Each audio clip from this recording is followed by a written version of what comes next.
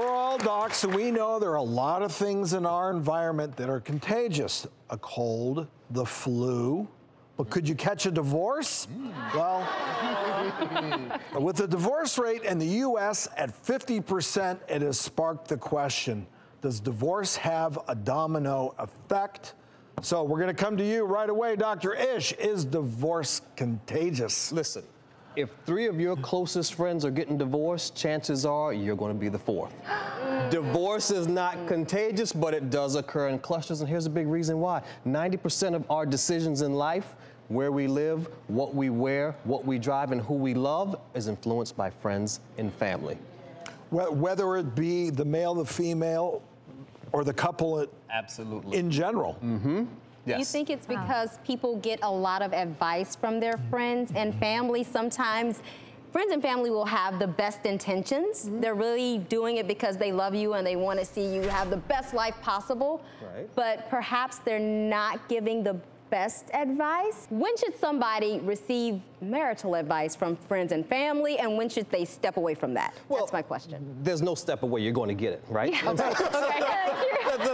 so, right, your job is to know what to let in and what not to let in. And so if you're thinking about divorce, right, if you're constantly showing up and your partner is helping you feel less than, then it's probably time to think about it. If you've worked on you, and you're doing everything you can to meet their needs and wants, and you're not getting that in return, it's probably time to start thinking about giving that to somebody else. But do you think sort of the contagiousness aspect of it is that when you see someone else go through it, it seems like a more realistic choice? It kind of seems much more accessible. Well, they could do it, so. Very interesting you said that. So there's a study that says 60% of women who are now divorced on their wedding day knew they were going to get divorced. Wow. And they got married anyway. And so what that means But why? I guess I'm thinking back. I've been married for 40 years.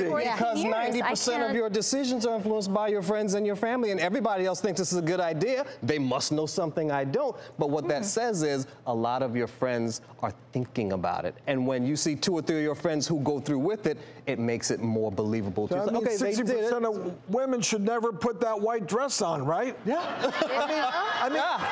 I agree with you. You are hitting a topic that it just blows my mind that if divorce rates are 50%, that's high. And they're not decreasing, are they? No, they're not going down. No. It just slowly continues. I think that there is a little break, and you can correct me if I'm wrong, Dr. Ish, where people with kids are less likely to get divorced, correct? People with kids are less likely to get divorced. People with kids aren't necessarily less likely to be unhappy. No, and right? I understand and that, so, and I agree with that. And so kids are a protective factor because we all hear the excuses. Right. Well, we're staying in it for the kids. We're waiting until the kids get out of the house because there's no right time to disrupt the kids' lives. But the damage you're doing by sticking in a dysfunctional relationship. And we see that all the time.